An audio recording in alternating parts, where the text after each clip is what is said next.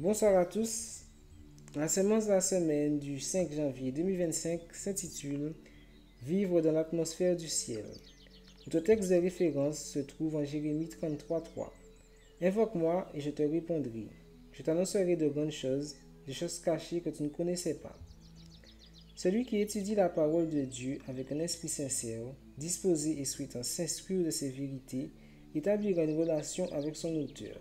Et, à moins d'imposer lui-même, il n'y aura pas de limite au progrès de cet homme.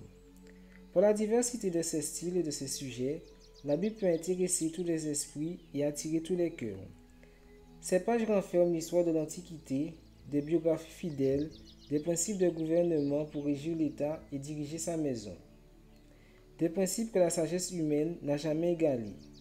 On y trouve la philosophie la plus profonde, la poésie la plus délicate, la plus grandiose, la plus passionnante et la plus émouvante. Ainsi considérés, les écrits de la Bible sont incommensurablement supérieurs en valeur aux productions de n'importe quel auteur humain. Et considérés dans leur lien avec leur pensée centrale, ils sont d'une portée infiniment plus vaste, d'une valeur infiniment supérieure. De ce point de vue, chaque sujet prend alors un sens nouveau. Les vérités les plus simplement énoncées contiennent des principes aussi élevés que sont les cieux et embrassent l'éternité. Avec la parole de Dieu entre les mains, tout être humain, quel que soit son sort, peut choisir ses amis. Il peut s'entretenir avec les plus nobles, les meilleurs de la race humaine et écouter la voix de l'Éternel qui parle aux hommes.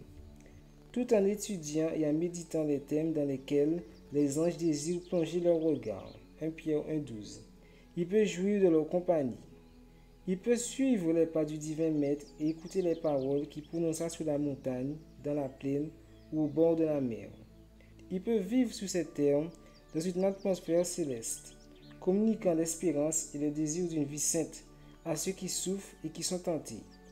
Il peut faire que sa communion avec l'invisible soit toujours plus intime, comme celui qui a marché avec Dieu, s'approchant toujours plus du seuil du monde éternel, jusqu'à ce que les portes s'ouvrent et qu'il puisse entrer.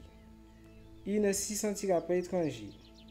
Les voix qui le salueront seront celles des saints qui sur terre étaient ses compagnons invisibles, des voix qu'il aura appris à connaître et à aimer. Lui qui aura vécu de la parole de Dieu, en communion avec le ciel, se sentira chez lui, en compagnie des êtres célestes.